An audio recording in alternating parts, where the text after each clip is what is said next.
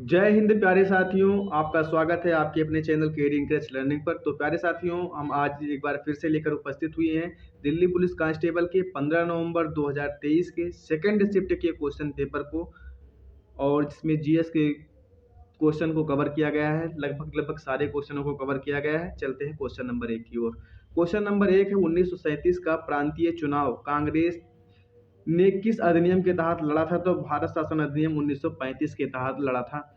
अगला क्वेश्चन है, सिविल सेवा के जनक कौन है? तो सिविल सेवा के जनक लॉर्ड कॉर्नवालिस हैं।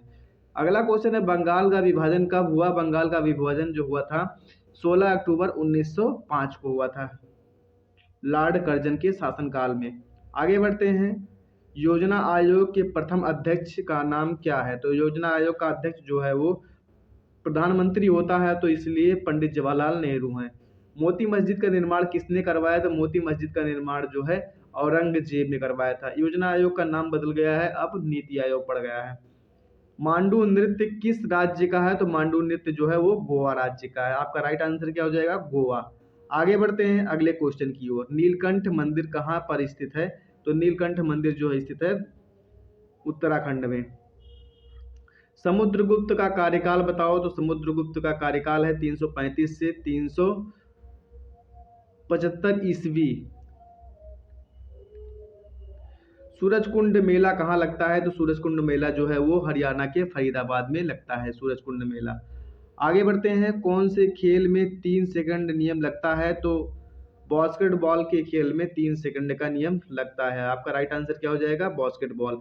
ग्राम न्यायालय अधिनियम कौन से वर्ष आया? तो 22 दिसंबर 2008 को आया था। गोदान किसकी रचना है? तो गोदान है मुंशी प्रेमचंद की रचना। आगे बढ़ते हैं अगले क्वेश्चन की ओर। बेकिंग सोडा का रासायनिक सूत्र बताओ? तो बेकिंग सोडा का रासायनिक सूत्र है NaSCO3, जिसे खाने का सोडा भी कहते हैं। आयु समिति अधिनियम 1891 किसके द्वारा लागू हुआ? तो बहराम जी के द्वारा लागू हुआ। भारत का जनसंख्या घनत्व तो कितना है? तो 382 प्रति वर्ग किलोमीटर है। आगे बढ़ते हैं अगले क्वेश्चन की ओर। हरिसेन किसके दरबारी कवि थे? तो हरिसेन जो है वो समुद्रगुप्त के दरबारी कवि थे। आपका राइट आंसर क्या हो जाएगा? समुद्रगुप्त। ओलंपिक में दो पदक जीतने वाले एकमात्र भारतीय महिला खिलाड़ी कौन है? तो PV सिंधु।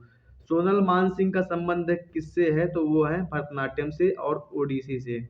सोनल मानसिंह का संबंध, जो कि एक नर्तक हैं।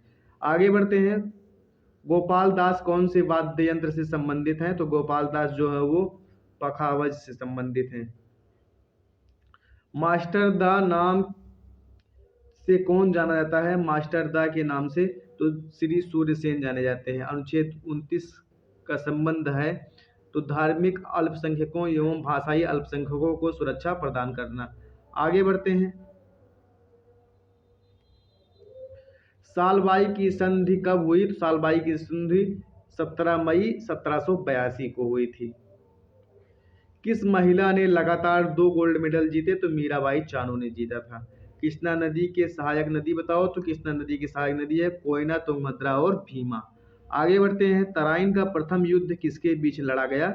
तो तराइन का प्रथम युद्ध लड़ा गया था 1191 में लड़ा गया था। प्रथम युद्ध पृथ्वीराज चौहान और मोहम्मद गौरी के बीच लड़ा गया था, जिसमें पृथ्वीराज चौहान विजयी हुए थे। दूसरा युद्ध लड़ा गया था 1192 में, जिसमें मोहम्मद गौरी विजयी हुआ था।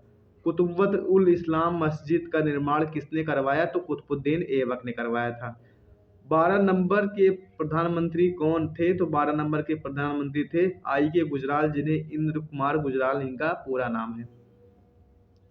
आगे बढ़ते हैं, 1983 के वर्ल्ड कप में भारत का कप्तान कौन था? तो 1983 के वर्ल्ड कप में भारत का कप्तान कपिल देव थे। ये क्वेश्चन रिपीटेड क्वेश्चन अभी फर्स्ट शिफ्ट में भी पूछा गया है। कैपिटल वल्चर स्कीम कौन से मंत्रालय के अंतर्गत आता है? तो वाणिज्य एवं उद्योग मंत्रालय के अंतर्गत आता है। आगे बढ़ते हैं, कौन से संविधान संशोधन के अंतर्गत मौलिक कर्तव्यों को शामिल किया गया है? तो 42वें संविधान संशोधन के अंतर्गत। 42वां संविधान संशोधन के अंतर्गत सभी शिफ्ट में पूछे जा रहे हैं, कल से लेकर के आज तक। 2021-22 के आंकड़ों के अनुसार भारत में किस चीज की फसल सबसे ज्यादा हुई है? तो चावल की फसल सबसे ज्यादा हुई है। आगे बढ़ते हैं, अगले क्वेश्चन की ओर आते हैं। मुगल काल में गांव के मुखिया को क्या कहा जाता है?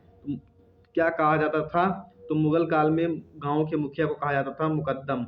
अनुच्छेद 315 का संबंध किससे है? तो संघ और भारत के राज्य हेतु लोक सेवा आयोग का गठन से है। आगे बढ़ते हैं, पेरिस जलवायु समझौता कब हुआ? तो पेरिस जलवायु समझौता हुआ था 4 नवंबर 2016 को। आपका राइट आंसर क्या हो गया है? 4/2016। व्हाई आई एम एथिस्ट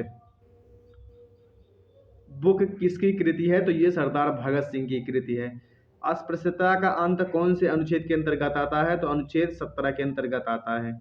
ये भी क्वेश्चन रिपीटेड है। आगे बढ़ते हैं, प्रयाग प्रशस्ति अभिलेख किसका उल्लेख है?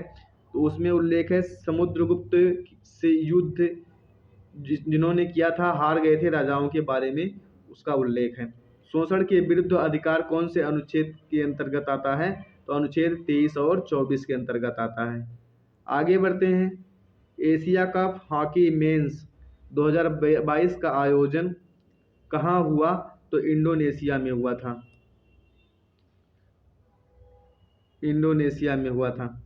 जनगणना 2011 के अनुसार किस राज्य की में पुरुषों की साक्षरता सबसे ज़्यादा है? तो वो है केरल। आपका राइट आंसर क्या हो जाएगा? केरल हो जाएगा। अगर वीडियो पसंद आया हो तो लाइक शेयर एंड सब्सक्राइब अवश्य कर दीजिए। Bell icon